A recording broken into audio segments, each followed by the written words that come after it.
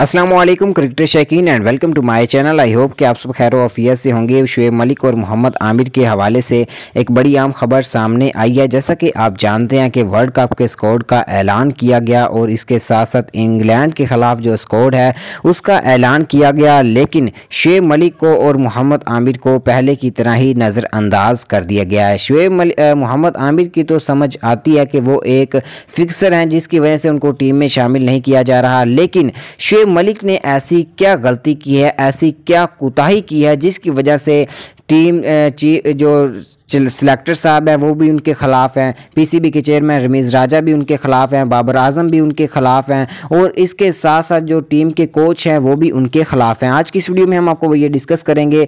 Video को like और channel को लाजमी सब्सक्राइब कीजिएगा। चीफ सिलेक्टर ने ये बयान दिया है सिंपल कि हम इन दोनों को टीम में शामिल नहीं कर सकते, जितनी देर हम हैं उतनी देर ये टीम में नहीं खेलेंगे।